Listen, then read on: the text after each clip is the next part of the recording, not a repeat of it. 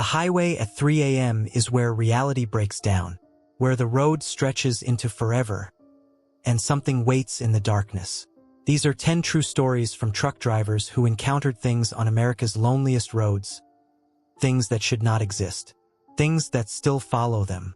Pause, buckle up, keep your doors locked, and whatever you do, don't look in the mirror. The clock on my dash read 2:17 a.m. when I first saw her. I'd been driving Route 50 through the Nevada-Utah border for 15 years. They call it the loneliest road in America. And on nights like this, I understood why. Nothing but empty desert on both sides, the kind of darkness that swallows your headlights whole. No moon, no stars, just the hum of my engine and the endless white line pulling me forward. I was hauling refrigerated goods to Salt Lake City, frozen meat, tight deadline. My eyes burned from staring at the road, and I'd already gone through 2 energy drinks and a thermos of truck stop coffee that tasted like battery acid. The CB radio crackled with static.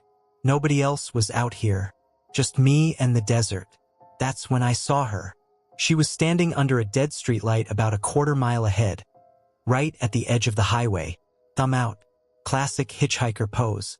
I could see her denim jacket catching the edge of my headlights, her long dark hair hanging loose around her shoulders. She wasn't moving, just standing there like a statue. My first instinct was to drive past. Every trucker knows the rules. Never pick up hitchhikers. Too many stories, too many risks, but something made me slow down. Maybe it was the complete emptiness of the place. Maybe it was the fact that she'd die out here if nobody stopped. The nearest town was 40 miles back, and there wouldn't be another car on this road until sunrise. I pulled onto the shoulder, gravel crunching under my tires. My air brakes hissed as I came to a stop. I rolled down the passenger window and leaned over. "You okay?" I called out. She didn't answer right away, just turned her head slowly toward me. Her face was pale, too pale, but I figured it was just the harsh LED light from my cab. She walked toward the truck with measured steps. Not rushed, not grateful, just purposeful. "Need a ride?" I asked, already regretting this decision. She nodded once and climbed up into the passenger seat without a word. The door slammed shut with a heavy thud that echoed in the silent desert. I waited for her to say something. "Thank you, where are you headed?" Anything. But she just sat there, staring straight ahead through the windshield. "Where are you going?" I tried again, shifting the rig back into gear. "Forward," she said quietly. Weird answer, but okay. I pulled back onto the highway and pushed the accelerator. The engine roared back to life, and we merged into the emptiness. I glanced over at her. She hadn't moved. Hands folded in her lap. Eyes fixed ahead. No purse, no backpack, nothing. Just her and that faded denim jacket. "What were you doing out here?" I asked, trying to break the uncomfortable silence. "Waiting," she replied. "Waiting for what?" "For you." A chill ran down my spine, but I laughed it off. Probably just some drifter with a weird sense of humor. I'd met plenty of odd folks on the road. This was just another one. We drove in silence for about 20 miles. The desert stretched endlessly on both sides, broken only by the occasional Joshua tree or abandoned roadside shrine. The white line kept pulling us forward, hypnotic and relentless. My eyes were getting heavy again. I reached for another energy drink. That's when she spoke again. "You're making good time, aren't you, Michael?" My hand froze halfway to the cup holder. I never told her my name. My heart started pounding. I turned to look at her, my throat suddenly dry. "How do you know my name?" She didn't look at me, just kept staring ahead, a small smile playing at the corners of her mouth. "How do you know my name?" I repeated, louder this time. "I've been riding with you for years, Michael," she said softly, almost tenderly. "You just never noticed before." The temperature in the cab seemed to drop 20 degrees. I could see my breath. My hands were shaking on the steering wheel.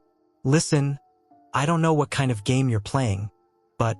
I glanced at her face in the rearview mirror, and that's when I saw them. Her eyes. They were completely black. Not just the pupils, the entire eye. Solid black like 2 holes punched into her skull. No white, No color. Just endless darkness staring back at me from the mirror. I screamed and jerked the wheel. The truck swerved, tires screeching. I fought to control it, my heart exploding in my chest. When I finally straightened out, I whipped my head to the right to look directly at her. The passenger seat was empty. No woman, no denim jacket, nothing. Just the empty seat and the faint smell of something rotting, like old meat left out in the sun. I was gasping for air, my whole body shaking. I must have imagined it. The exhaustion, the isolation, the endless dark road. It was playing tricks on my mind. That had to be it. I forced myself to take deep breaths. Calm down. Get it together. Just exhaustion. I looked in the rearview mirror again.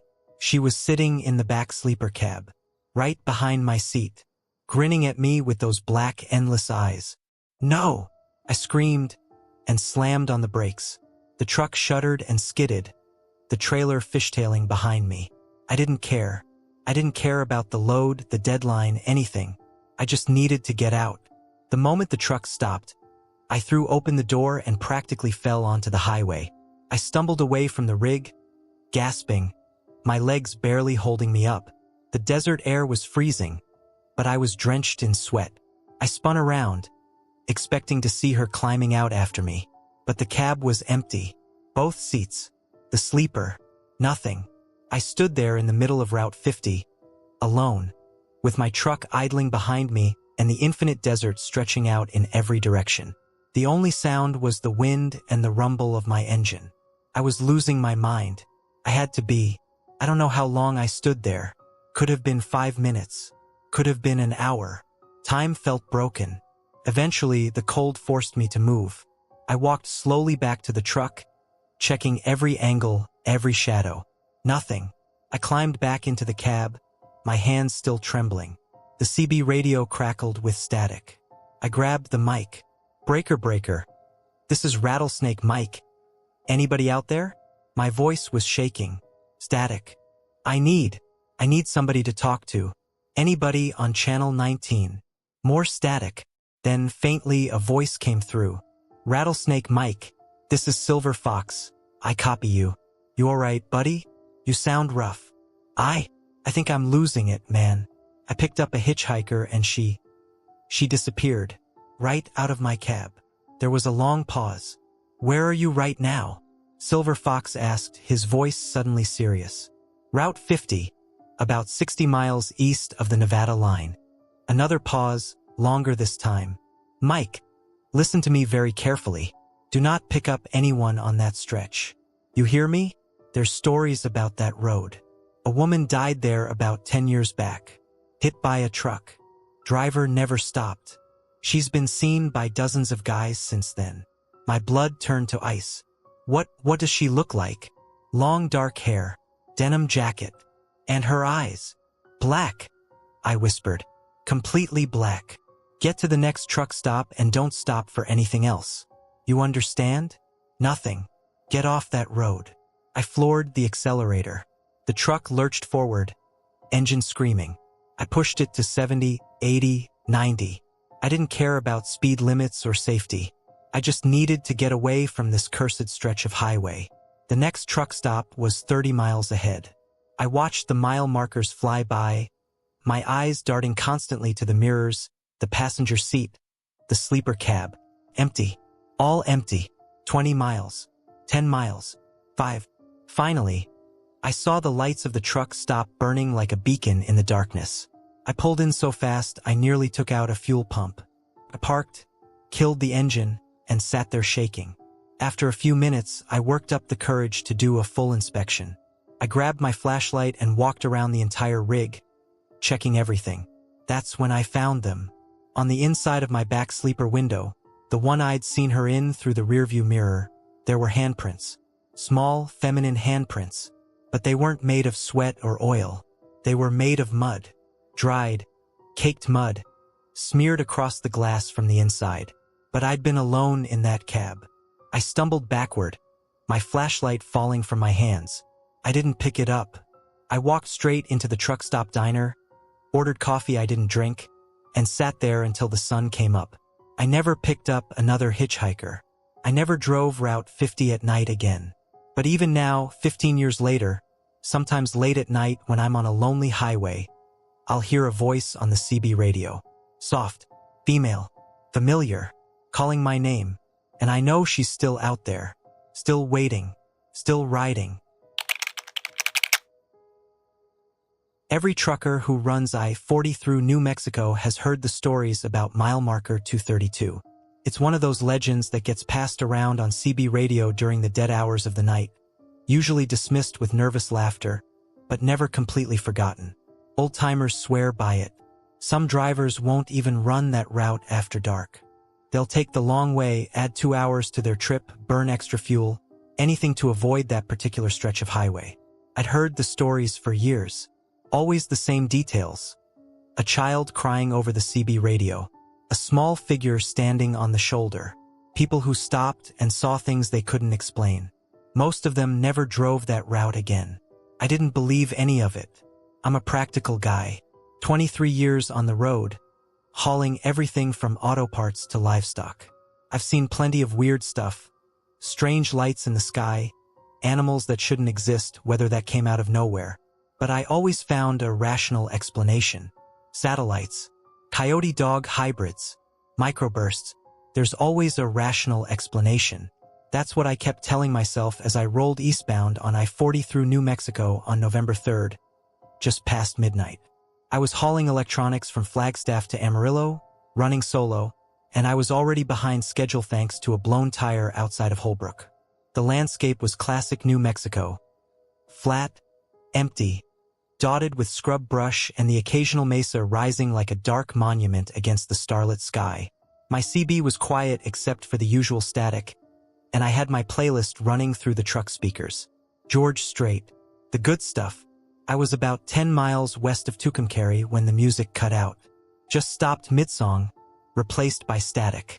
I frowned and reached for the stereo, but before I could touch it, a voice came through. A child's voice. Help me. I froze, my hand hovering over the controls. That wasn't my stereo. That was the CB. Help me. I'm lost. The voice was thin, scared, breaking like the child was on the verge of tears. My first instinct was that it was some kind of prank. Kids playing with a CB radio, broadcasting on Channel 19 for laughs. I grabbed the mic. This is Desert Dog on Channel 19. Kid, you need to get off this channel. This is for commercial traffic only. Static. Then, please. I can't find my mommy. The voice was closer now, clearer, and there was something wrong with it. Something I couldn't quite place. It sounded hollow, like it was coming from inside a tunnel. Where are you, kid? I asked, scanning the highway ahead. Nothing but empty road and darkness. I'm scared. It's so dark. Despite myself, I felt a chill run down my spine. I looked at the mile markers passing by. 229, 230, 231. Help me, please. Mile marker 232 appeared in my headlights. And that's when I saw him. He was standing on the shoulder right next to the marker. A small boy, maybe 7 or 8 years old. He was wearing a torn red shirt and jeans, standing perfectly still in the spill of my headlights. His face was pale, impossibly pale, and he was staring directly at my truck as I approached. My training kicked in. A child on the highway at night, alone. This was an emergency. I started slowing down immediately, pulling onto the shoulder. My hazard lights flickered on automatically. I've got him, I said into the CB, forgetting for a moment that no one was listening. Kid, I'm pulling over. Stay right there. I brought the truck to a stop about 20 yards past the boy and set the air brakes. I grabbed my flashlight and my cell phone. I'd need to call the police as soon as I had him safe. I opened the door and stepped out onto the pavement. The night air was cold, probably in the low 40s. That kid had to be freezing out here. Hey, I called out. You okay? What are you doing out here? He didn't move, didn't respond, just stood there next to the mile marker, staring at me with those pale features. I started walking toward him, flashlight beam leading the way. It's all right, buddy. I'm gonna help you. Where are your parents? As I got closer, I could hear it, the crying. The same crying I'd heard on the CB. But it wasn't coming from the boy's mouth. His lips weren't moving. The crying was just there, all around us, getting louder as I approached. "Kid." My voice wavered slightly. "You okay?" I was maybe 10 feet away now, and I could see him clearly in my flashlight beam. The torn red shirt, the dirty jeans, his bare feet on the cold pavement, and his eyes. They were wrong. Not in color or shape, they were just empty, like looking into two dark wells. No reflection from my flashlight. No tears despite the crying sound that was growing louder and louder. I stopped walking. "Hey, what's your name?" Slowly, too slowly, like a puppet on rusty strings. He tilted his head to one side. 45 degrees, then 60. Further than any human head should tilt.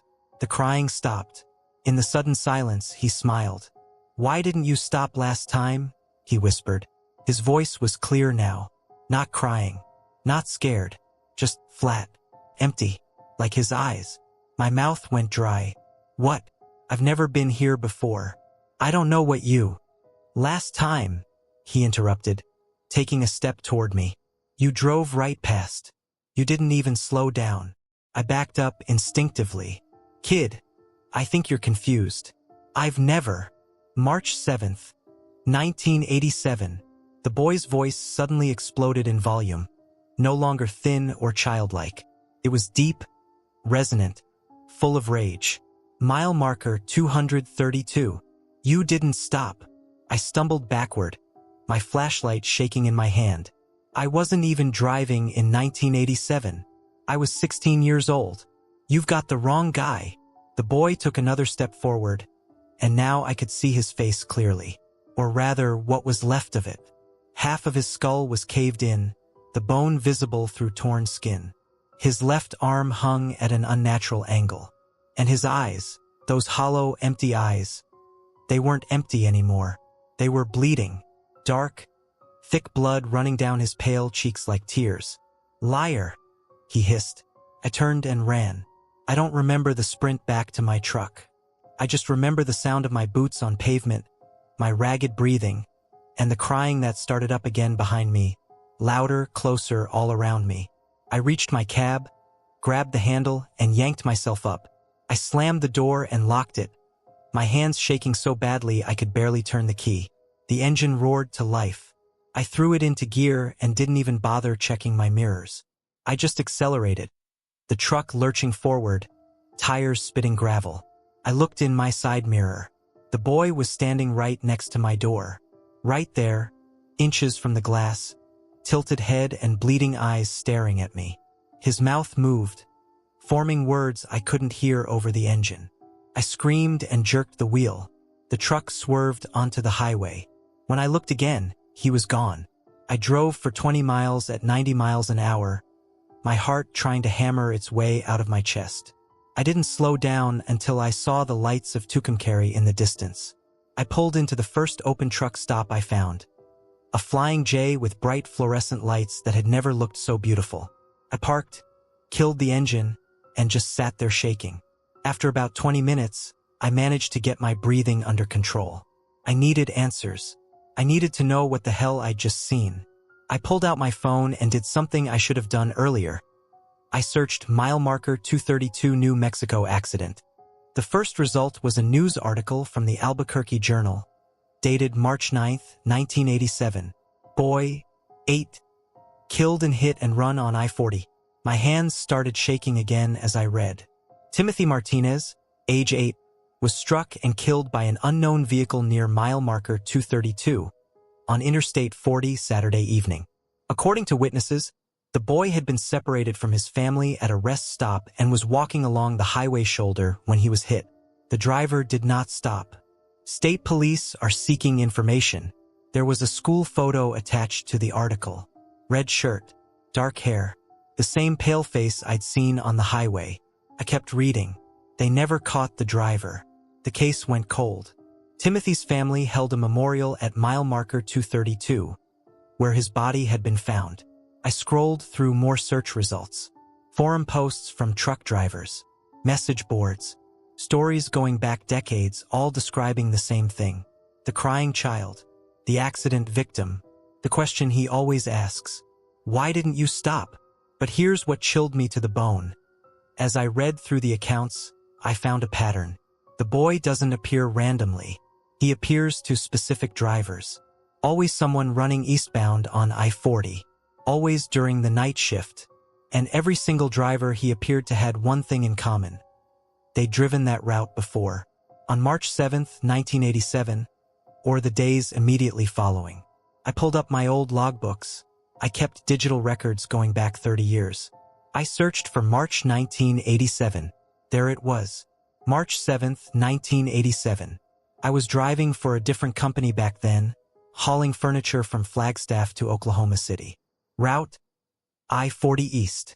I'd passed through New Mexico around 7:30 p.m., right around the time Timothy Martinez was hit. I sat in my cab, staring at that logbook entry, trying to remember.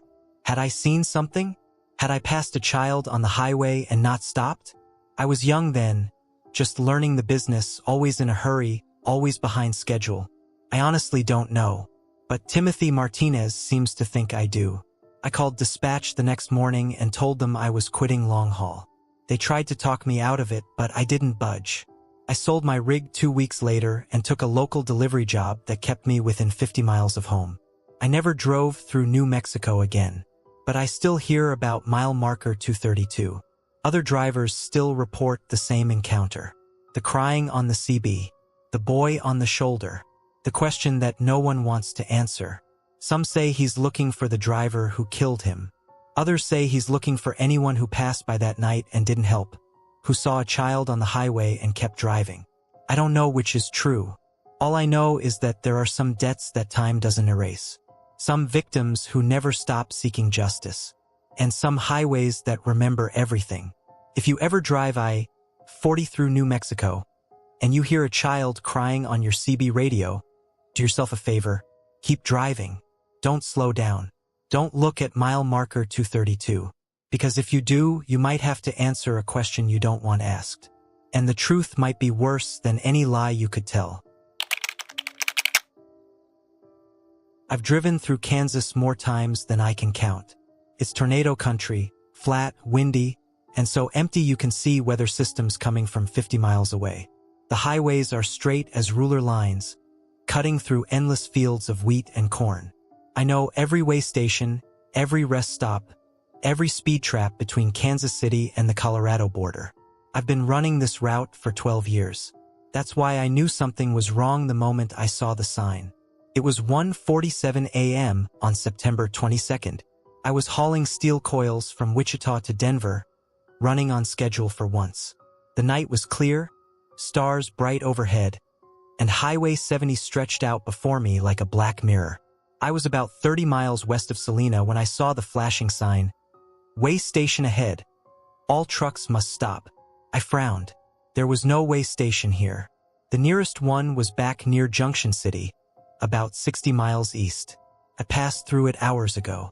But as I came around a gentle curve, there it was, a fully lit way station on the right side of the highway. Bright floodlights, a scale platform, a small office building with windows glowing warm yellow. I checked my GPS. No way station marked at this location. I grabbed my CB. Breaker 19, this is Iron Horse. Any drivers out there familiar with a way station west of Salina on I-70? Static. Anyone? I'm seeing a way station that's not on my maps. Nothing but empty air. The sign flashed again. All trucks must stop. I didn't have a choice. Running a way station, even a weird one, would cost me my license if I got caught. I put on my turn signal and started to slow down. As I pulled off the highway, I noticed something odd. There were no tire marks on the entrance ramp. The asphalt was clean, almost new-looking. No oil stains, no rubber. None of the usual mess you see at truck stops. I rolled onto the scale platform. The building was about 50 feet ahead. A simple rectangular structure with aluminum siding and a glass door. A single light burned in the window. I set my air brakes and waited. Nobody came out. After 2 minutes, I checked my CB again. This is Iron Horse at the way station west of Salina. Anyone inside? Silence. I looked around. The place was pristine. Too pristine. The painted lines were crisp and bright. The building looked like it had been built yesterday. Even the landscaping, small shrubs around the building, looked freshly planted. 5 minutes passed. Still nobody. Finally, I decided to go inside. I grabbed my flashlight and paperwork and climbed down from the cab. The night was quiet, no wind, no crickets, nothing.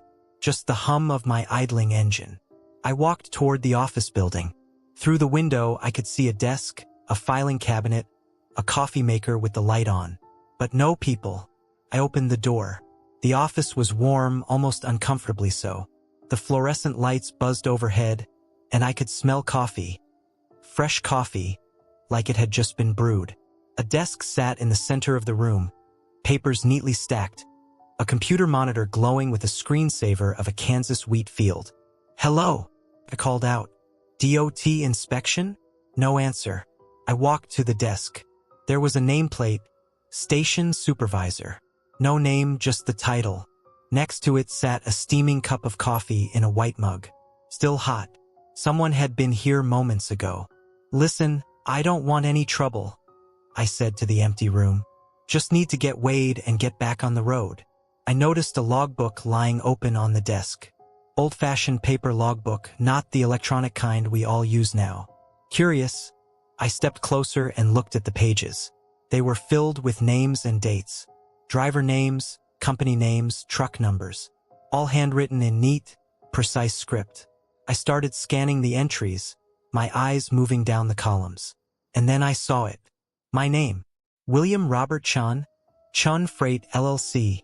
Truck number 437. My mouth went dry. I leaned closer, my hands starting to tremble. The date next to my name was September 25th, 3 days from now. Next to the date was a column labeled Status. Next to my name, in that same neat handwriting, Jackknifed, Mile 47, DOA, dead on arrival. I staggered backward, knocking into a filing cabinet. This was insane. Some kind of sick joke. Had to be. I flipped through more pages, hands shaking now. More names, more dates, more drivers. Some from years ago, some from decades ago. And always that status column. Rollover, Mile 112, DOA. Heart attack, Rest Area 67, DOA. Head-on collision, Mile 89, DOA. Every single entry, every single driver. All dead. I dropped the logbook and backed toward the door. This was wrong. All wrong. I needed to get out of here. That's when I heard the voice behind me. "You haven't been cleared yet." I spun around. Nobody there. The office was still empty. But the voice came again, from everywhere and nowhere. "You must complete your inspection." "Who are you?" I shouted. "Where are you?" "Complete your inspection." The lights started to flicker. The computer screen went black, then filled with text, scrolling lists of names, dates, death reports. All drivers. All dead. I ran for the door. It wouldn't open. I yanked on the handle, pulled with all my strength. Locked. Stuck. I didn't know which, but it wouldn't budge. "Let me out," I screamed, pounding on the glass. The lights flickered faster. The coffee mug on the desk started to rattle. Papers flew off the desk as if caught in a wind, but I couldn't feel any breeze. I looked around desperately for another exit. There, a back door marked Emergency Exit. I ran to it and grabbed the handle. It opened. I burst out into the Kansas night and ran toward my truck. Behind me, I could hear something, a low rumbling sound, like the building itself was groaning. I reached my cab, yanked the door open, and threw myself inside. My hands fumbled for the key. The engine was still running, thank God. I released the air brakes and threw it into gear. Nothing happened. The truck wouldn't move. I pressed the accelerator to the floor. The engine revved, but the wheels didn't turn. It was like something was holding me in place. In my mirror, I saw the office building. The lights were going crazy now, flashing on and off in rapid succession. And then I saw it, in the window, a figure. Tall, impossibly tall, with no distinct features. Just a dark silhouette watching me.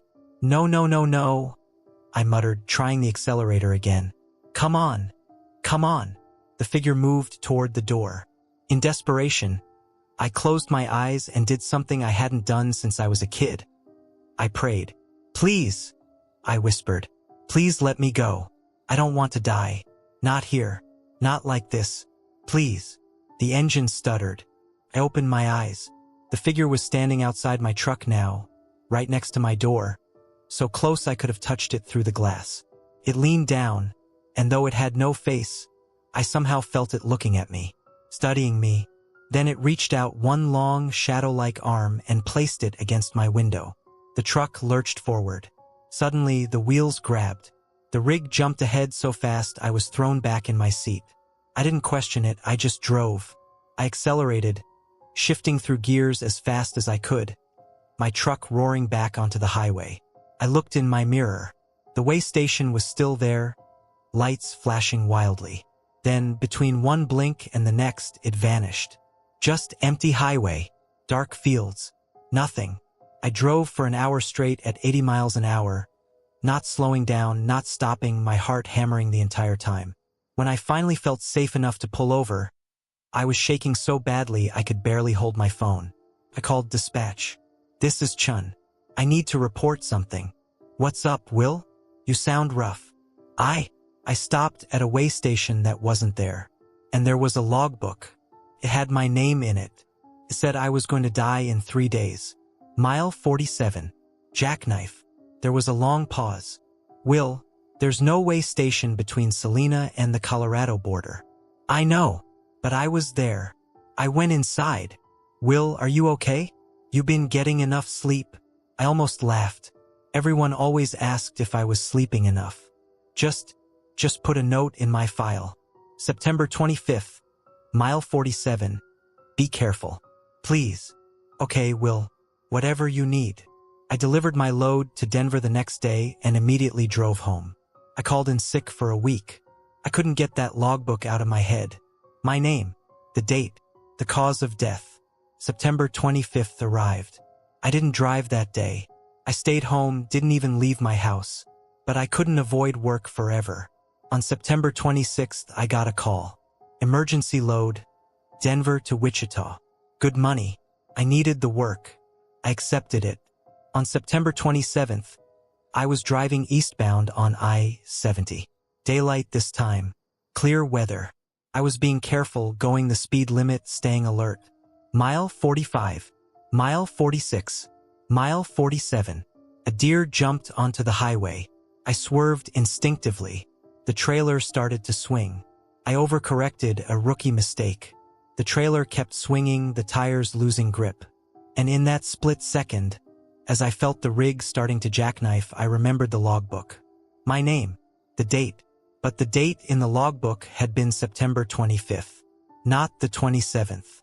I corrected hard, fighting the wheel, using every bit of skill from 12 years on the road. The trailer swung wild, crossed into the other lane, came within inches of the guardrail. And then, I got it back. The tires grabbed. The trailer straightened. I brought the rig under control and pulled onto the shoulder, my whole body trembling. I sat there for 10 minutes, just breathing. I should have died. The logbook said I would die.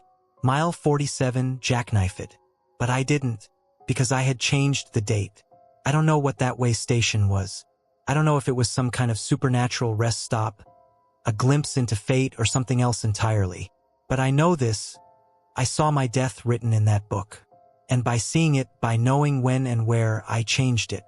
2 months later, I drove back to that stretch of highway. Daylight. I wanted to see if the way station was still there. It wasn't. Just empty fields and highway. But I stopped at a rest area and talked to an older trucker, guy who'd been driving for 40 years. You ever hear of a way station west of Salina? I asked. He got real quiet. Then he nodded slowly. I heard stories. Drivers who see a way station that's not on the maps. They go inside, find a logbook with their name in it. Date of death. Cause of death. Did anyone else survive? I asked. He looked at me with sad eyes. Not that I heard of. Most guys never even know they're in danger until it's too late. The ones who saw the logbook, they usually died on schedule. Some tried to avoid it, but fate has a way of catching up. Why did I survive? He shrugged. Maybe you were supposed to. Maybe you changed something. Or maybe, he paused, maybe you just got a postponement. I think about that sometimes. Late at night, when I'm driving through empty stretches of highway, I wonder if that way station will appear again. If there's a new entry in the logbook, a new date, a new cause of death. I never run I-70 through Kansas at night anymore. And I check every way station carefully before I enter, looking for signs that it's real. Tire marks, oil stains, other trucks. Because I learned something that night. Death keeps records. And sometimes, if you're lucky or unlucky, you get to see them before your time comes. The question is, what do you do with that knowledge? Do you run? Do you hide? Do you try to change fate? Or do you accept that some destinations are inevitable, no matter which route you take? I'm still here, still driving. But I drive carefully now. I check my mirrors constantly. I watch for signs that don't belong, because somewhere out there on some lonely Kansas highway, there's a way station waiting. And it knows my name. Wyoming in winter is unforgiving. I was hauling livestock feed from Cheyenne to Casper on January 19th, fighting through a snowstorm that had come out of nowhere. The weather report said light flurries. What I got was near whiteout conditions, wind howling so loud I could hear it over my engine, and temperatures dropping to -15. My windshield wipers were working overtime, barely keeping up with the snow. The highway had disappeared under a blanket of white, and I was navigating more by instinct than sight. My fuel gauge was getting low, and I was exhausted. I'd been driving for 11 hours straight. That's when I saw it. A light in the distance.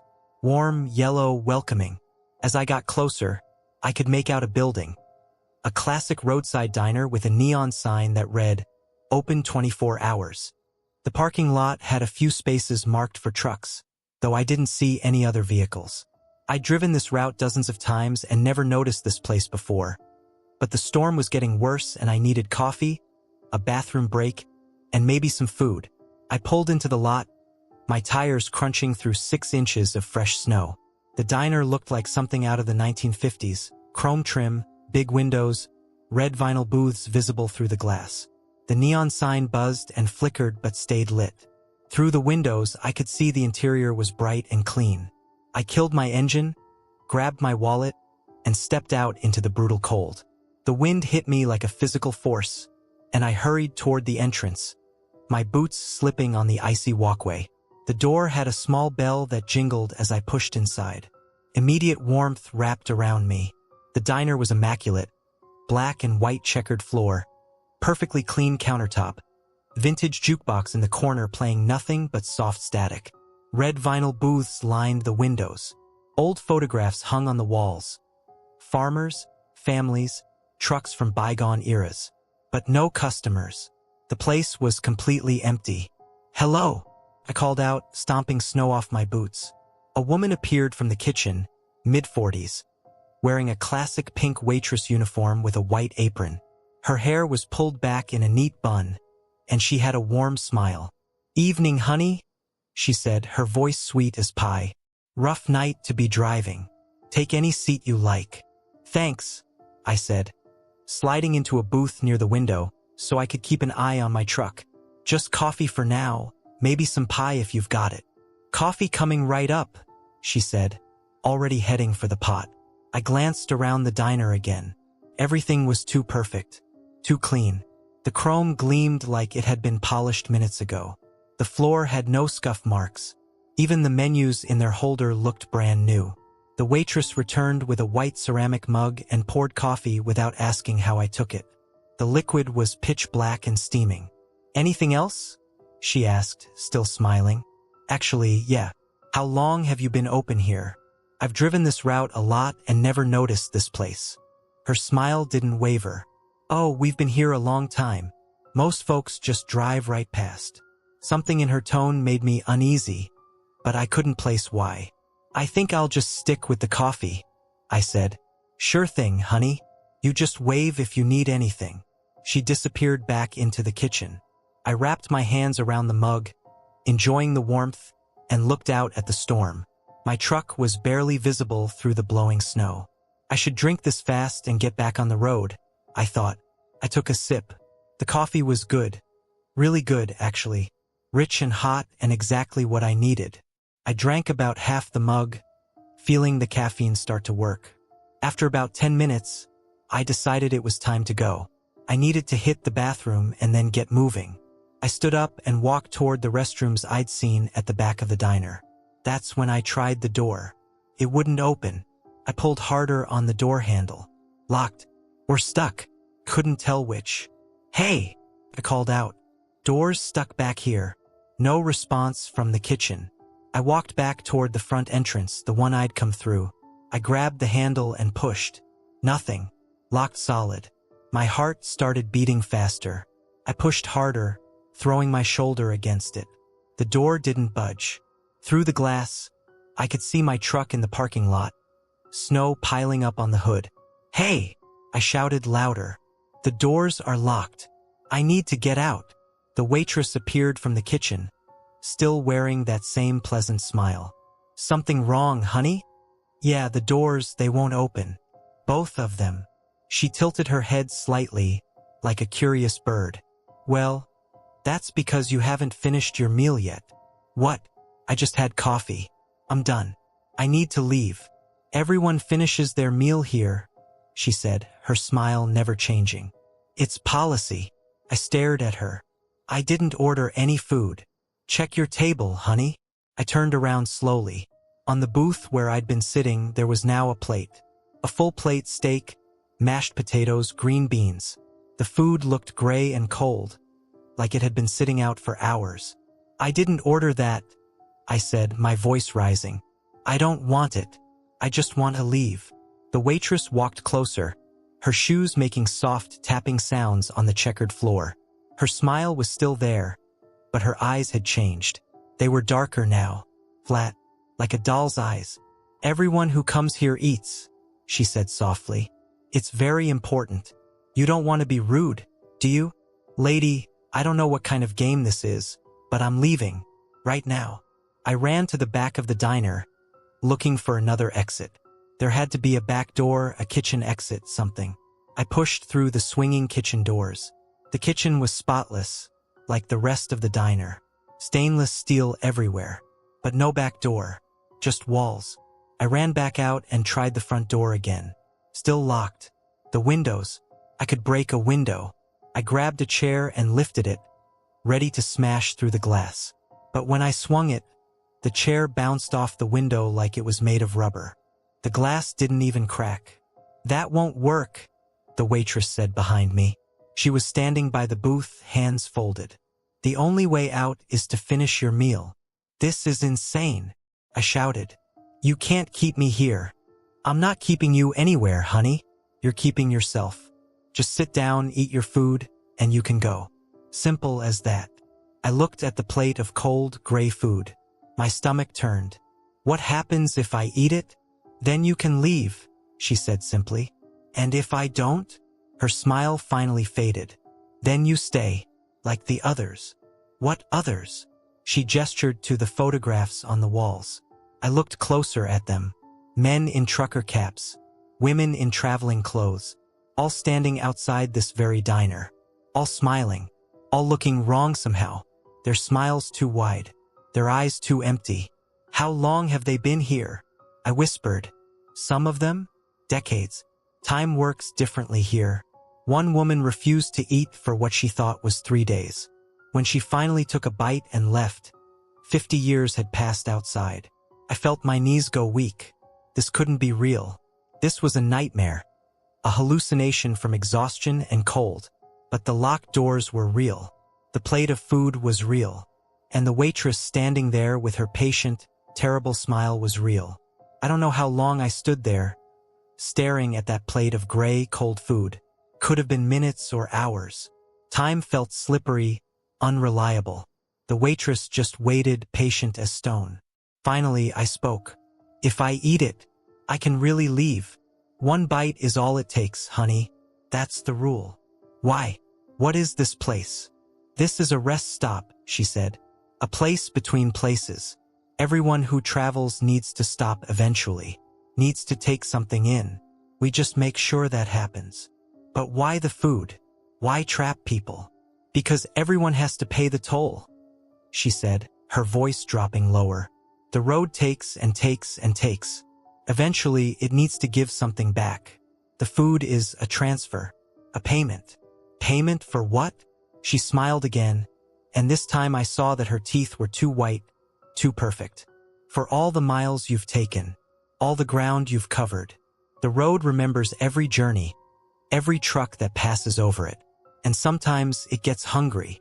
I looked at the plate again. The steak was definitely spoiled, the color all wrong. The potatoes had a greenish tinge. The smell was starting to reach me. Rotten, decay, like something that had died weeks ago. I can't eat that, I said. I'll get sick. I could die. You'll get sick if you stay here longer, she countered. The diner doesn't like guests who overstay. Look at your hands. I looked down. My hands were shaking, but that wasn't what she meant. The skin looked different, paler, almost translucent. I could see the veins underneath more clearly than before. What's happening to me? The diner is starting to digest you, she said matter-of-factly. It's how it feeds when people refuse the meal. Slowly, over time, you become part of it. Part of the walls, the floor, the menu. Eventually, you'll just be another photograph. Panic surged through me. I ran to the door again, pounding on it with my fists. Let me out. Let me out. The waitress sighed. You're wasting time, honey. And time is something you don't have much of anymore. I looked at my hands again. They were definitely paler now. I could feel something too. A cold spreading through my body, starting in my fingers and toes. Not the cold from outside. This was different. Internal. Like I was freezing from the inside out. I had a choice. Stay here and slowly become part of this nightmare diner, or eat the rotten food and hope it let me go. Some choice. I walked back to the booth on trembling legs and sat down. The plate sat in front of me, the smell making my eyes water. Just one bite, I asked. Just one, the waitress confirmed. I picked up the fork. My hand was shaking so badly I almost dropped it. I cut off the smallest piece of steak I could, barely a sliver, and lifted it to my mouth. The smell was overwhelming. Rot and decay and something else, something metallic like old blood. I closed my eyes and put it in my mouth. The taste was indescribable. Rotten meat mixed with dirt and rust and despair. I gagged immediately, my body trying to reject it, but I forced myself to swallow. I felt it go down my throat like a lump of cold clay. For a moment, nothing happened. Then I heard a click. I opened my eyes. The waitress was gone. The diner was darker now, the lights dimmer. And the front door was standing open. Cold wind blowing snow inside. I didn't wait. I ran for that door, my legs weak and unsteady. I burst out into the freezing night, gasping, and stumbled toward my truck. Behind me, I heard the bell jingle one last time. I turned to look back at the diner. The lights were going out one by one. The neon sign flickered and died. And in the window, I saw her, the waitress, watching me leave, still smiling. I got in my truck, started the engine with shaking hands, and drove. I didn't look back again. I drove straight through to Casper, didn't stop for anything, not even when my fuel light came on. When I finally reached the truck stop in Casper and parked, I ran to the bathroom and vomited for 10 minutes straight. The taste of that meat wouldn't leave my mouth for days. I tried to find that diner again. I drove that same route a month later, looking for it. Nothing. Just empty highway and snow-covered plains. No building, no sign, nothing. But sometimes, late at night, I still taste it. That rotten meat. And I wonder what I really ate in that diner. What part of me I left behind. And whether someday, I'll be driving through a storm and see those lights again. That warm, welcoming glow promising rest and shelter. And whether next time one bite will be enough. Or whether the road will finally collect its full toll. The Mojave Desert at night is a special kind of lonely. I was crossing it on August 12th, hauling auto parts from Barstow to Las Vegas. It was 2:47 a.m., and I hadn't seen another vehicle in over an hour. The highway was a black ribbon cutting through an ocean of sand and rock, with nothing but darkness on both sides. My CB radio had been quiet all night, just the usual static and occasional distant chatter too far away to make out clearly. I had my playlist going, classic rock to keep me awake, when suddenly the music cut out. The CB crackled to life. "Breaker, breaker, anyone out there?" The voice was male, shaky, breathless, desperate. I reached for the mic. "This is Desert Wolf on Channel 19. I copy you, driver. What's your 20? Thank God." The voice came back, relief flooding through the static. "I've been trying to reach someone for hours. I don't know where I am. I can't find an exit." I frowned. "What's your last known location? What mile marker did you pass?" "I don't know. I've been driving for 3 days straight. The exits, they don't work. I take them and they just loop back to the highway. I can't get off this road." 3 days? That was impossible. Nobody could drive for 3 days without stopping for fuel.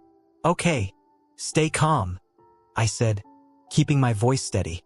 "What highway are you on?" "I-15, northbound through the Mojave. I was heading to Vegas, but I can't find it. The mile markers keep repeating. I passed mile 194 4 times now. I was on I-15 northbound. Right now. I checked my GPS. I was coming up on mile 187. Listen, I'm on the same highway, about 7 miles behind mile 194. Just stay where you are. I'll catch up to you." "What kind of rig are you driving?" "Freightliner. White cab. Hauling furniture. My name's Marcus. Marcus Chin." "Okay, Marcus. I'm Dave. I'm gonna find you, buddy. Just keep talking to me. Tell me what you see around you." "It's just empty. Dark. There's these dead trees, like Joshua trees, but they're all twisted wrong. And the road looks the same. Over and over. The same section repeating." A chill ran down my spine. I knew this stretch of highway well. There were Joshua trees, sure, but his description was off. Wrong somehow. "Marcus, when did you last stop for fuel?" I don't know. My fuel gauge hasn't moved. It's been stuck at a quarter tank since I don't remember when. My phone doesn't work. No signal. The clock on my dash stopped. I don't even know what day it is anymore." His voice was rising, panic creeping in. Hey, take it easy," I said. "I'm coming up on mile 190 now. Just a few more miles and I'll find you. Have you seen any other trucks? Any cars?" "No, nothing. I'm completely alone out here. I thought I was going crazy until you answered." Mile 191. Mile 192. I was scanning the highway ahead, looking for taillights, any sign of another truck. The desert stretched endlessly on both sides, the darkness absolute except for my headlights. Mile 193. "Marcus, I'm almost to mile 194. I should see you any second now. Are your lights on?" "Yes, everything's on. I'm right here. I can see the marker." Mile 194 appeared in my headlights. I scanned the road ahead and behind. Nothing. Empty highway. No white Freightliner. No truck at all. "Marcus, I'm at 194. I don't see you. Are you sure you're at this marker?" "Yes, I'm looking right at it. Where are you?" "I don't see anyone." My skin started to crawl. "Marcus, flash your lights.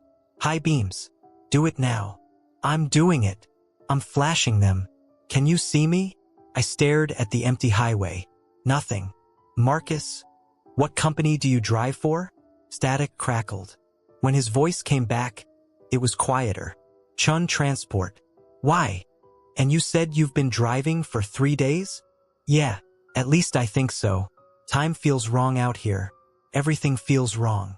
I pulled over onto the shoulder, my hands starting to shake. "Marcus, I need you to tell me something. What's the last thing you remember before you got on this highway?" The last clear memory? There was a long pause. just static and the hum of engines, his and mine. I was leaving Barstow, Tuesday morning. I remember the sun was coming up. I had a full load of furniture going to Vegas. It was supposed to be a simple run. 5 hours, tops. What day do you think it is now? Thursday, maybe Friday. It's so hard to tell. Why? What day is it? I swallowed hard. Marcus, what year? Another pause, longer this time. 2003, he said.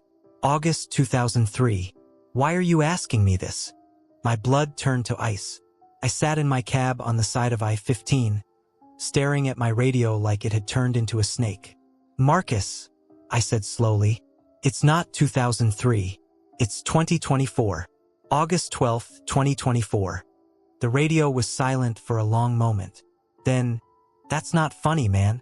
This isn't the time for jokes. I'm not joking. I don't know how to tell you this, but something's very wrong. No, his voice was shaking now. No, that's impossible. I left Barstow on Tuesday. My wife is expecting me home tomorrow. My daughter has a soccer game on Saturday. I can't have been driving for 21 years. But even as he said it, I could hear the doubt creeping into his voice. The realization. Marcus, listen to me. I need you to think carefully. Have you eaten anything? Drunk anything? Gotten tired? I know. I haven't been hungry. Or thirsty. I should be exhausted, but I'm not. I just keep driving. The road just keeps going. Oh God. Oh God. What's happening to me? I pulled out my phone and did a quick search. Marcus Chun truck driver 2003 missing. The results loaded. My heart sank. There it was. A news article from the Las Vegas Review-Journal, dated August 15, 2003. Truck driver missing on I-15. Marcus Chen, 34, of Barstow, California, has been reported missing after failing to arrive at his Las Vegas destination. His truck, a white Freightliner hauling furniture, was found abandoned on I-15 near mile 194. The engine was still running, but there was no sign of Chun. Search efforts continue. A follow-up article from 2 weeks later. Missing trucker Marcus Chen's case remains unsolved. Authorities have found no evidence of foul play. Vehicle showed no mechanical issues. Chen's personal belongings, including his wallet and phone, were found in the cab. His last known CB transmission was recorded at 3:14 a.m., August 13, 2003. I scrolled down to find the transcript of that last transmission. My hands were shaking so badly I could barely hold the phone. The transcript read, "Breaker, breaker, anyone out there? I've been trying to reach someone for hours. I don't know where I am. I can't find an exit. It's in the cab with me. It's in the cab with me." Those last 6 words made my blood freeze. "Marcus," I said into the radio, my voice barely above a whisper. "Your last recorded transmission. You said something was in the cab with you." Silence. "Marcus." The static changed. It became deeper, fuller, like the sound was coming from somewhere vast and empty. "Dave." Marcus's voice came back, but it was different now. Distant, echoing. "Yeah, I'm here. I remember now," he said quietly. "I do remember. I was driving and I saw something on the road. Something that shouldn't have been there. I stopped. I got out to look. And when I got back in the truck, it was already inside."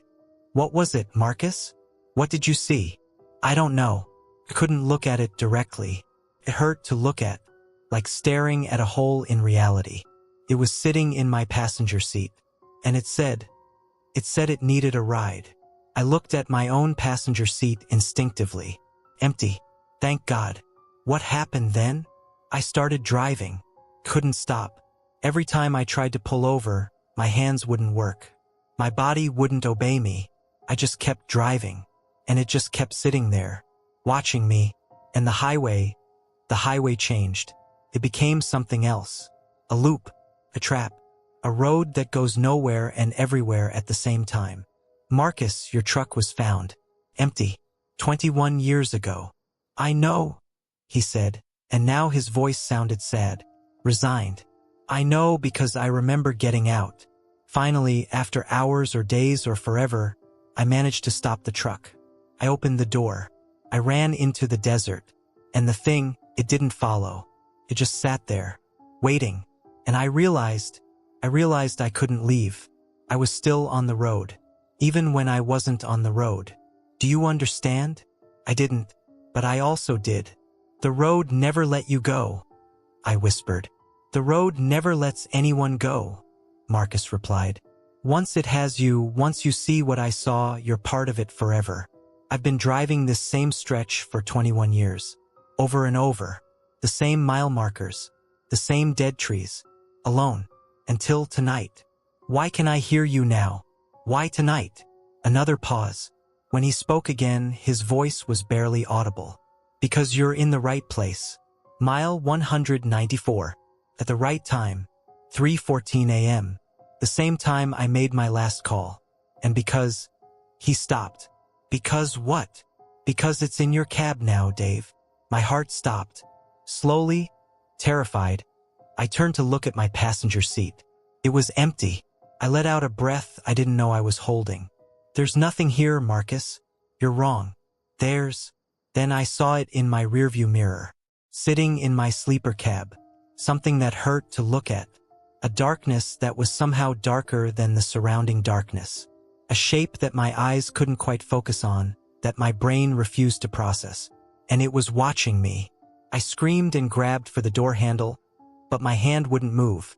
My body had stopped responding. I was frozen in place, unable to do anything but stare at that impossible thing behind me. Marcus's voice came through the radio one last time, sad and sympathetic. I'm sorry, Dave. I'm so sorry. I just wanted someone to know I was still here, still driving, still trying to find the way home. But the road needs more drivers, more souls to keep it going through the empty places. And now it has you. No, I tried to say, but my mouth wouldn't form the words. My hands moved to the steering wheel without my permission. My foot pressed the accelerator. The truck pulled back onto the highway. I watched helpless as I started driving. North, toward mile 195, then 196, then 197, and then, impossibly, mile 194 again. The same stretch, over and over. My phone had no signal. My clock had stopped at 3:14. My fuel gauge was frozen at a quarter tank. And in the mirror, that thing sat in my sleeper cab, watching with eyes that weren't eyes, breathing with breath that wasn't breath. I tried the CB. Breaker. Anyone out there? Only static answered. I'm still driving. I don't know for how long. Time doesn't work the same way here on this endless loop of highway. Sometimes I think I've been driving for hours. Sometimes it feels like years. My name is Dave Morrison. I drive a Kenworth. I was hauling auto parts from Barstow to Las Vegas. If you're ever on I-15 through the Mojave, late at night, and you hear a voice on Channel 19 asking for help, begging for someone to find them, don't answer. Don't try to help. Because the road is always hungry, and it's always looking for new drivers. Marcus and I will keep calling out, keep hoping, keep driving the same cursed stretch of highway with that thing in our cabs, watching, waiting. We can't help ourselves. But you can still escape. Just keep driving. Don't stop at mile 194. And whatever you do, if you see something standing on the highway that shouldn't be there, something that hurts to look at, don't stop to investigate. Don't let it in your cab. Because once you do, the road owns you forever. And you'll be just another voice on Channel 19, calling out into the darkness, hoping someone will answer, even though you know that answering means condemning them to the same fate, the same endless highway, the same impossible passenger, the same 3 words that will eventually come out of your mouth, broadcast to anyone unfortunate enough to be listening. It's in the cab with me. Dead of night are some of the loneliest places on Earth.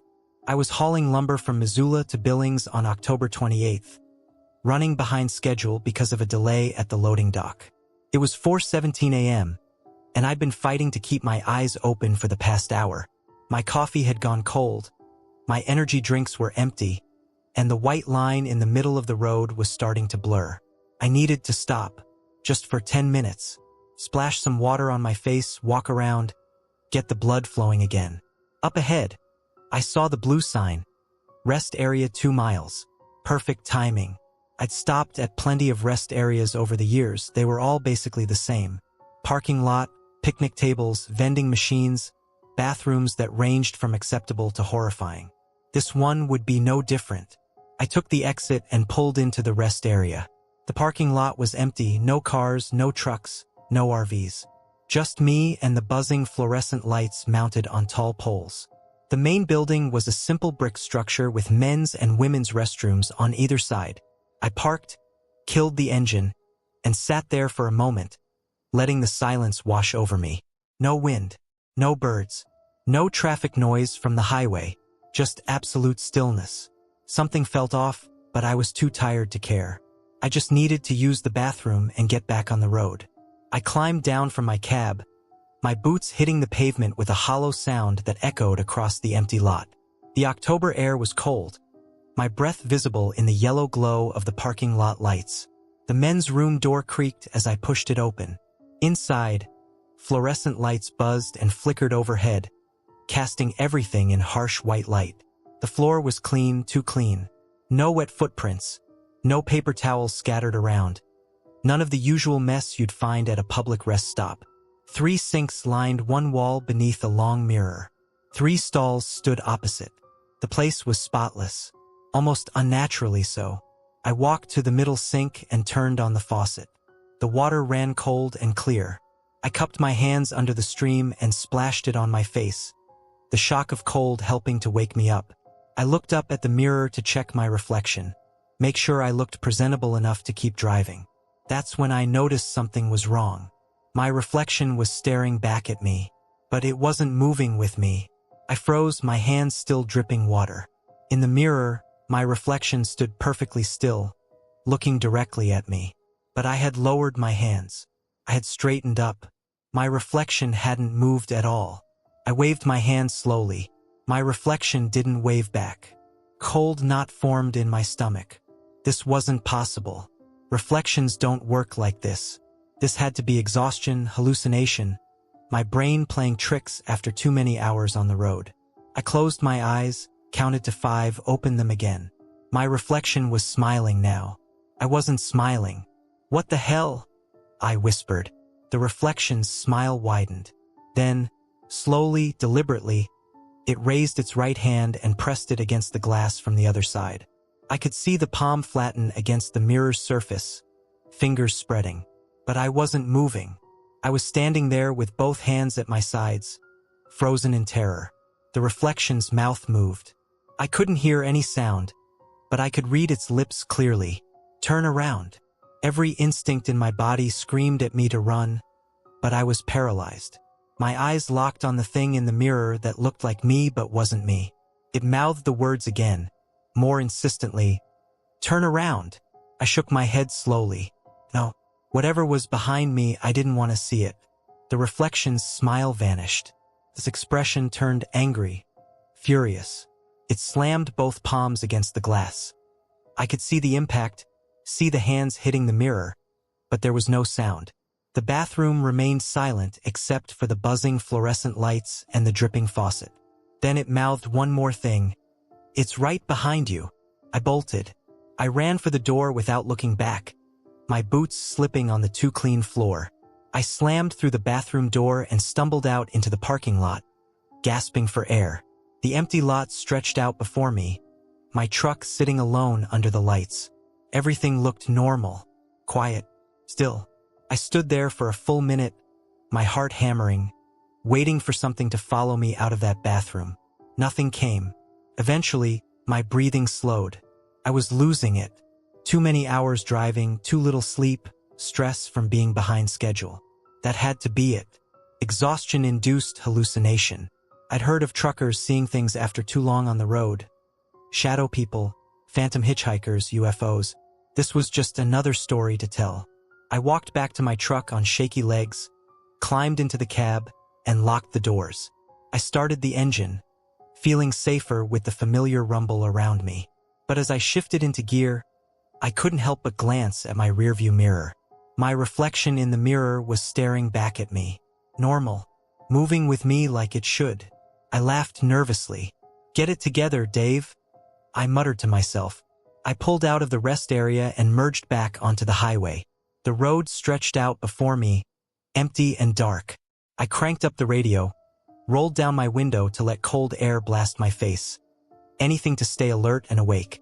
But I couldn't shake the image from my mind. That reflection, that smile, those words, "Turn around." What would I have seen if I'd turned around? I made it to Billings without incident, delivered my load, and tried to put the whole experience out of my mind. Exhaustion, hallucination, nothing more. But a week later, I was at a truck stop in Wyoming when I ran into another driver I knew. Guy named Marcus who'd been on the road even longer than me. We were having coffee when I decided to tell him about it, half expecting him to laugh it off. He didn't laugh. His face went pale. His coffee cup stopped halfway to his mouth. "Where was this?" he asked quietly. "Rest area on I-90 in Montana, between Missoula and Billings." "Why?" Marcus set down his cup carefully. His hands were shaking slightly. "Dave, I stopped at that same rest area 3 months ago. Same thing happened to me. My blood went cold." "What do you mean, same thing?" "The mirror, my reflection not moving right, smiled at me, told me to turn around." I leaned forward. Did you turn around?" He stared into his coffee for a long moment before answering. Yeah, I did." "What did you see?" Marcus's jaw clenched. He looked older suddenly, worn down by something more than just years on the road. "I saw myself," he said finally, "standing right behind me. Same clothes, same face, everything. But its eyes were completely black. No whites, no color. Just solid black. And it was reaching for me." "What did you do?" "I ran. Just like you did. Got out of there as fast as I could." He paused, then added quietly, "But that's not the end of it." "What do you mean?" "Ever since that night, I see it. My reflection. Sometimes it doesn't move right. Sometimes it does things I'm not doing. And sometimes," he swallowed hard, "sometimes I catch movement in my mirrors, in my windows, like something's following me. Something that looks exactly like me." I felt my skin crawl. "You're saying it followed you?" "Your reflection. I don't know what it is, Dave. All I know is that mirror showed me something. Something that exists on the other side. And ever since I looked, it's been trying to cross over. Trying to replace me. That's insane." "Is it?" Marcus pulled out his phone and showed me a photo. It was a selfie of him in his truck cab. Normal enough. Except in the rearview mirror behind him, there was another face. His face. But the eyes were wrong. Too dark. Too empty. "I didn't see that when I took the picture," Marcus said. "Only showed up in the photo. It's getting closer, Dave. Every day it gets a little bit closer. One of these days, I'm gonna look in the mirror and it's gonna be looking back at me from this side." I pushed my coffee away, suddenly nauseous. "What do we do?" "I don't know. I've tried everything. Different routes, different trucks, staying off the road entirely for weeks. Doesn't matter. Found me. And now." He looked at me with genuine fear in his eyes. "Now you've seen it too. It showed itself to you. That means it's marked you." "Marked me for what?" "I think it wants to take your place. Become you. Live your life while the real you gets trapped on the other side of the mirror. That's what the old stories say anyway. Doppelgangers. Shadow selves. They exist in reflections, waiting for a chance to cross over. Most mirrors are too weak, too mundane. But that rest stop, there's something wrong with that place. The barrier is thin there." I didn't want to believe him, but I also couldn't forget what I'd seen. That smile. Those words. The absolute wrongness of it. "You said you turned around and saw it behind you," I said. "What happened when you ran? Did it follow you?" Marcus nodded slowly. "I felt it. Right behind me as I ran for the door. I could feel breath on my neck. Cold breath. And I heard footsteps matching mine, step for step. But when I got outside and looked back, He trailed off. What? Nothing was there. The bathroom was empty. But I know it followed me. I know because ever since that night, I can't shake the feeling that I'm not alone. Even when I'm by myself, even in locked rooms, I feel like something's watching me. Something that wears my face. We sat in silence for a long moment. Other truckers around us were laughing, telling stories, living normal lives. But Marcus and I were trapped in something else. Something that had started in a too-clean rest stop bathroom in Montana. Have you gone back? I asked finally. To the rest area? Hell no. And you shouldn't either. Whatever's in that mirror, whatever's on the other side, it's hungry. And the more you interact with it, the stronger the connection gets. But I had to know. I had to understand what I'd seen. 2 weeks later, I was driving through Montana again. Same route, same highway, and against every bit of common sense I possessed, I took the exit for that rest area. It was 3:47 a.m. The parking lot was empty again, just like before. The building looked exactly the same. Brick walls, fluorescent lights, 2 bathroom doors. I sat in my truck for 10 minutes, debating. This was stupid, dangerous, but the questions wouldn't leave me alone. Finally, I got out and walked to the men's room. The door creaked open. Same buzzing lights, same too-clean floor, same long mirror above the 3 sinks. I walked up to the middle sink slowly, my reflection coming into view. Normal, moving with me like it should. I turned on the water and splashed my face, watching my reflection the whole time. Everything seemed normal. Maybe Marcus was wrong. Maybe it had just been exhaustion after all. Maybe my reflection winked at me. I hadn't winked. Then it smiled, and I watched in horror as it raised one hand and pressed it against the glass from the inside. And this time, I saw cracks spreading across the mirror's surface from where its palm touched. The barrier was breaking. It was coming through. I ran. I'm still running, because I know now that Marcus was right. That thing in the mirror, that other version of me with the black eyes and the wrong smile. It's following me, getting closer. Every time I see my reflection, there's a chance it won't be my reflection anymore. I avoid mirrors now. I cover the ones in my truck. I don't look at windows at night. I don't take photos. But sometimes I still see it. Out of the corner of my eye. In the chrome of my truck. In the dark glass of a closed diner. Always smiling. Always watching. Always waiting for the moment when the barrier finally breaks completely, and it can step through and take my place. And I'll be the one trapped on the other side. The one pressing my hands against the glass. The one mouthing those 2 terrible words to the next poor soul who stops at that cursed rest stop. Turn around. North Dakota in January is a frozen hell. I was hauling medical equipment from Fargo to Williston on January 23rd, and the temperature had dropped to 18 below zero.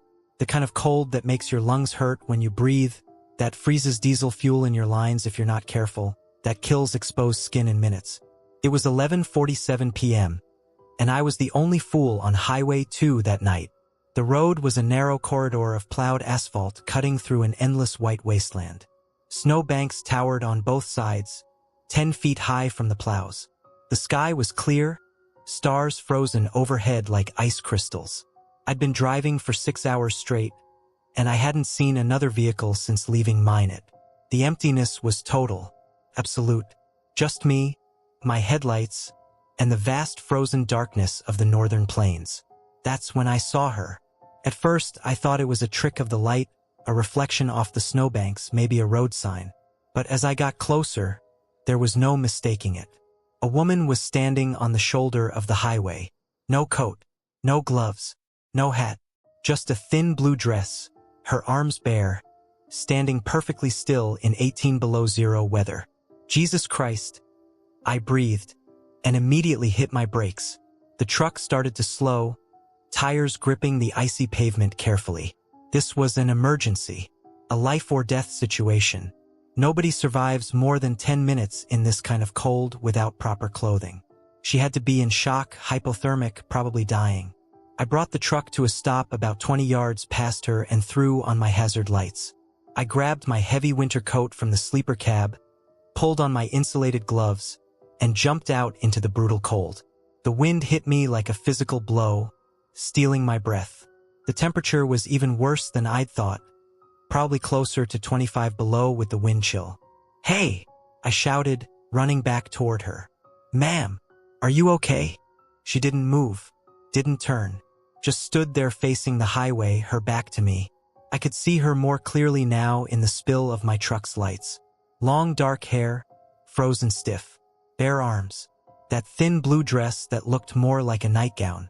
Her feet were bare too, standing in the snow. This was bad, really bad.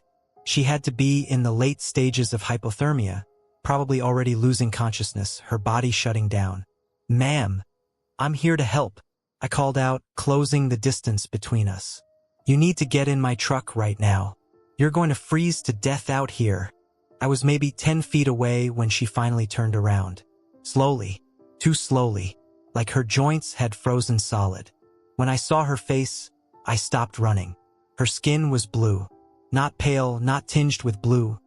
Actually blue, the color of frostbite that's gone too deep, the color of flesh that's been frozen solid. Her lips were black.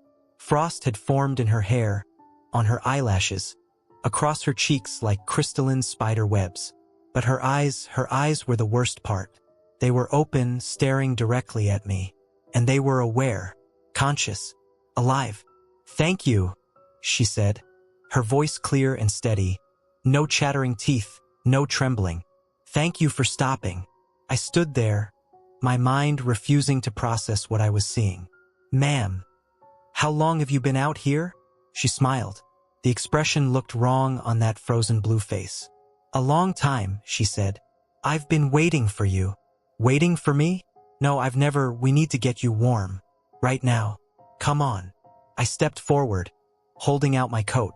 She didn't take it, didn't move toward my truck. Just stood there, barefoot in the snow, that terrible smile on her frozen face. "I've been waiting for you," she repeated. "You promised you'd come back." A chill ran through me that had nothing to do with the temperature. "I don't know what you're talking about. I've never been on this road before. I've never seen you before in my life." "Liar." The word came out flat, emotionless, but full of accusation. She took a step toward me. Her bare foot crunched through the icy crust of the snow. I could see that her feet were the same blue as her face, frozen solid, but she walked on them like they were perfectly fine. "Ma'am, you're confused. You're hypothermic. Your brain isn't working right. Please, just come with me." "You left me here," she interrupted, taking another step. "December 14th, 1996. You said you'd be right back. You said you were just going to get help. But you never came back. That was 28 years ago. I was only 19 then, barely old enough to have a commercial license. I wasn't even driving trucks in 1996, I said, but my voice wavered, because something was stirring in the back of my memory, something I'd buried deep. "Yes, you were," she said, and took another step closer. I could see her breath now, white vapor in the freezing air. How could she still be breathing? How could anything about this be possible? "You were driving for Northern Freight, your first long-haul job. You were so excited, so proud. And I was your girlfriend. I wanted to come with you on a run, see what it was like. You said okay. Just this once." Oh God, no. The memory was coming back now, rising up from where I'd pushed it down for almost 3 decades. "Sarah," I whispered. Her smile widened, showing teeth that were too white against her blackened lips. "You remember," she said. "Finally, you remember." It all came flooding back. Sarah Mackenzie, my girlfriend when I was 19. She'd wanted to ride along on a winter haul from Fargo to Williston. I'd said yes, even though it was against company policy. We'd been driving on Highway 2, laughing, talking about the future, making plans. And then we'd had a fight. About something stupid. I couldn't even remember what. She'd gotten angry, demanded I let her out. Said she'd rather walk than spend another minute with me. I pulled over, right here on this stretch of highway, and she'd gotten out, slammed the door. I'd driven off angry, planning to go a mile down the road and turn back once we'd both cooled down. but I'd gotten pulled over by a state trooper for a routine inspection. It took 2 hours. They found violations with my logbook, with my load securement. By the time they let me go, I'd driven another 20 miles before I remembered Sarah. I turned around, driven back to where I'd dropped her off. She was gone. I'd assumed she'd gotten a ride, that she'd made it to the next town. We'd broken up after that night. She never answered my calls, never returned my messages. Eventually, I'd convinced myself she just wanted nothing to do with me anymore. I never reported it, never told anyone I'd left her on that highway in the middle of winter. They found my body 3 days later, Sarah said, standing right in front of me now. Her frozen hand reached out and touched my cheek. It was like touching a block of ice, burning cold against my skin. Frozen solid, 50 yards from where you left me. I tried to walk to find help, but the temperature dropped to 30 below that night. I made it 50 yards before I couldn't go any further. Sarah, I'm so sorry, I choked out. I didn't know. I thought you got a ride. I thought you were safe. You left me, she said simply. You drove away and left me to die in the cold. And I've been here ever since. Waiting, watching. Every truck that passes, I hope it's you. Coming back like you promised. Coming back to save me. Tears were freezing on my cheeks. I'm sorry. God, Sarah, I'm so sorry. I was young and stupid and angry. If I could take it back. But you can't, she interrupted. I died alone in the dark, freezing, calling your name, and you went on with your life. Got married, didn't you?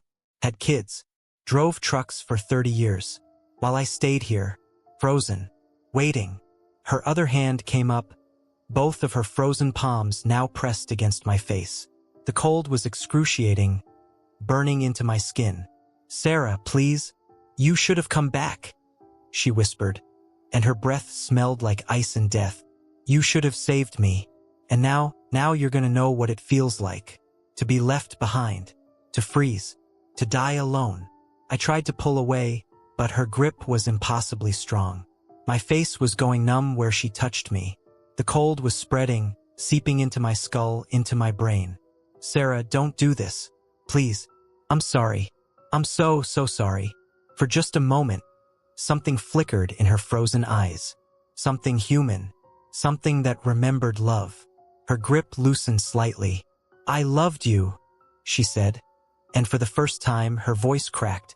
I loved you and you left me to die. I know, and I'm sorry. I've thought about you. All these years, I wondered what happened to you. I should have looked. I should have made sure you were safe. I'm sorry. We stood there on that frozen highway, her hands on my face, my tears turning to ice. The wind howled around us, and somewhere in the distance, a wolf called out into the night. I can't forgive you, she finally said. The cold took that from me, took everything warm and human and left only this. Only ice and anger and the memory of betrayal. I understand. But I'm tired, she continued. So tired of waiting. So tired of being frozen in this moment, on this highway, in this endless winter night. She pulled her hands away from my face. I stumbled backward, my skin burning from the cold where she'd touched me. Go, she said. Drive away, like you did before. But know this, every time you drive at night, every time you see someone on the side of the road, you'll remember. You'll remember me, and you'll stop, because you'll never know if it's another person who needs help. Another Sarah that someone might leave behind. I will, I promised. I swear I will. I'll never leave anyone again. She nodded slowly, then turned away from me, facing back toward the empty highway. Will you be okay? I asked, knowing how stupid the question was. I'm already dead, she said without turning around. I died 28 years ago in the snow. What you see now, it's just what's left. Just the cold and the memory and the waiting. Is there anything I can do? Anything to help you rest? You could have come back, she said quietly. That's all I ever wanted. For you to come back. I stood there for another moment, watching her frozen figure in the darkness. Then I walked back to my truck, climbed into the cab, and sat there shaking, from cold, from fear, from guilt that had festered for nearly 3 decades. I pulled out my phone and searched for Sarah Mackenzie, North Dakota, 1996. The article came up immediately. 28 years old. But there it was. Woman found frozen on Highway 2. Sarah Mackenzie, 19, of Fargo, was found deceased on Highway 2 west of Rugby on December 17, 1996.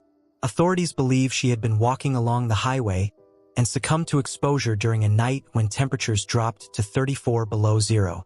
The investigation is ongoing, but foul play is not suspected.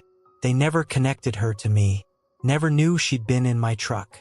I'd gotten away with it, if you could call living with the guilt for 28 years getting away with it. I looked back out at the highway. Sarah was still standing there, motionless in the snow, her blue dress rippling slightly in the frozen wind. I put the truck in gear and slowly drove away.